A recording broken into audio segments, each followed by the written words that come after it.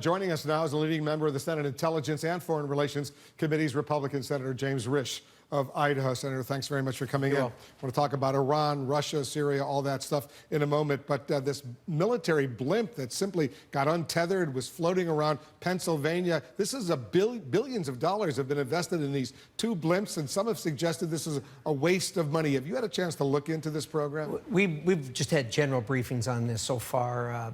There really hasn't been any blame assigned, but obviously there is blame. I mean, there's clearly human error in this. This shouldn't happen under ordinary circumstances. Because you remember not that long ago when that gyrocopter was floating around Capitol Hill, that blimp in nearby Maryland was supposed to have known that, but it wasn't operational that day. The LA Times says the J-lens, that's the official name for this military blimp, is a stark example of what defense specialists called a zombie program. Costly, ineffectual, and seemingly impossible to kill. This is a $2.5 billion program. It's a lot of money. It's a lot of money, and these are the kinds of things that, in the tight budget era that we're in, these are the kinds of things that are going to look at very critically. And when you have something like this happen, it certainly doesn't speak well for the program. It certainly doesn't. All right, let's talk about some of the other issues that are going on right now. First of all, you heard Elise Labott report the U.S. has now invited Iran to participate in these talks involving the future of Syria. The talks taking place in Vienna, Austria, starting on Friday. The foreign minister of Iran will be there.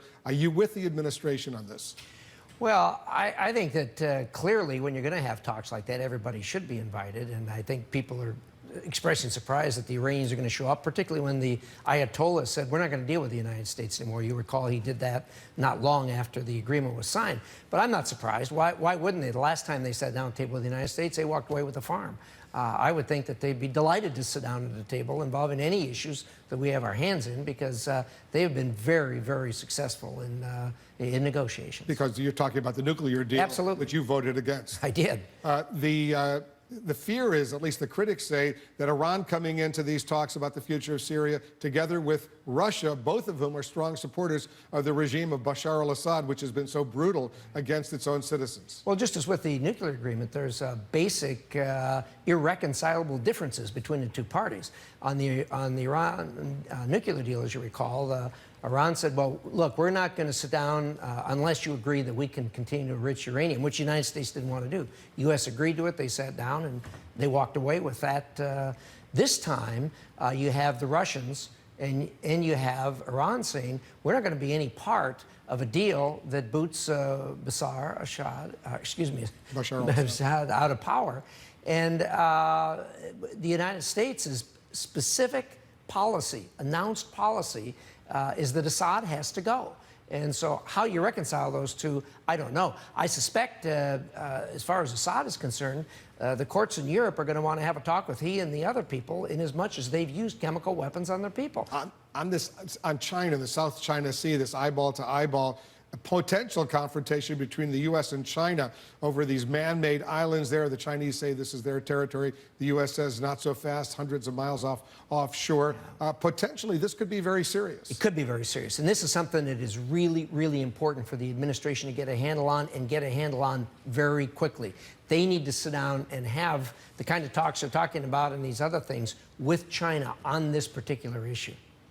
We have much more to discuss. Stay with us, Senator. Much more with Senator Risch right after this. We're back with Senator James Risch. He's a top member of the Senate Intelligence and Foreign Relations Committee. Senator, stand by for a moment. We're getting some new information about maneuvers by Russian submarines that are setting off alarm bells within the U.S. intelligence community. Let's bring back our Pentagon correspondent, Barbara Stair. What are you learning, Barbara?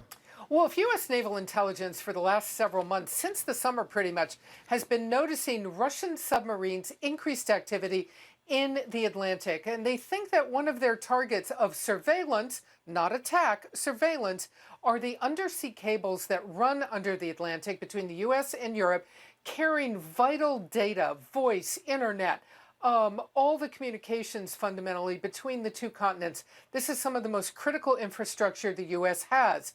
What they've noticed is Russian submarines stepping up their patrolling, very secretly trying to maneuver near these cables, not to cut them, but maybe just to poke at the United States and say, here we are, because there are also sensors that warn the U.S. when a submarine, when something is approaching these cables.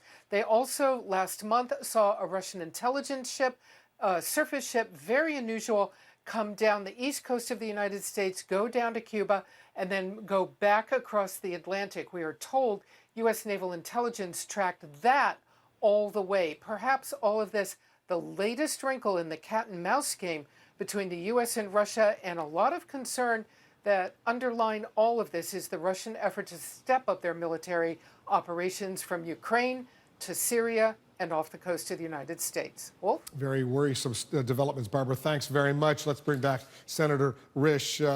You're on the Intelligence Committee. What are you hearing about these Russian moves towards these underwater cables? Well, Wolf, it's no secret that all nations who are first world countries track the military maneuvers of all other nations. So Barbara said that this was done secretly. The Russians know they can't do this secretly any more than we could do this. Well, what are they trying to achieve? Do they want to penetrate these cables, get sensitive information? They certainly don't want to destroy them, because that could, who knows what that would lead to. That's exactly right. If you had terrorist organizations looking at these, you'd be very, very concerned. Look, if those cables were cut, injured, or what have you, the Russians stand to lose a whole lot, because they're on those cables with financial transactions that go back and forth between London and New York as much as any other country in the world. They depend on them. The world economy depends on them, and they're very important. But short of destroying them or breaking them or anything like that, could they tamper with them to pick up sensitive information? Yeah, highly unlikely. Is it possible? Yes, it's possible. Would they like to? Certainly they would like to. But there are ways and means of people knowing when those things have been tampered. So it's just they're trying to show off a little bit? Is that what they're trying? Well, I think this is all part of the Putin strategy of aggravation against the United States. And perhaps it's because of the sanctions that we've put on Russia. That's the most likely thing that's aggravating him. But Barbara just ticked off all the things that Russia is doing to provoke, to aggravate, to cause the United States concern. And it's ongoing. And as she pointed out, I think everyone has noticed that since late July, early August, this whole thing has ratcheted up. And that's when all the movement started of the troops and the materials and everything else going into Syria. So reminiscent of the battle days of the Cold War that you and I clearly will remember. Let's talk a little bit about Syria right now. The Defense Secretary, Ash Carter, suggesting maybe there's a greater combat role for the U.S., not only against ISIS in Iraq, but also in Syria. Is that okay? I think they got the cart before the horse. We need to know what the strategy is. We need to know what tactics they're going to use. The strategy is to degrade and destroy ISIS. Yeah. Well, that's the objective. The strategy of how you're going to do it and the tactics of how you are going to do it are another whole question. And I can tell you that Congress is not on board with stepping this up, with mission creep, with going forward with combat troops there, without knowing a whole lot more than what there is. Do they need formal congressional authorization of course to step it up? Yeah, the White House says no, Congress says yes. What do you say? I say they do need it. One of the things that distinguishes the United States from other countries is we, the American people, have withheld the power to do military action with the civilian branch of the government, the first branch of government.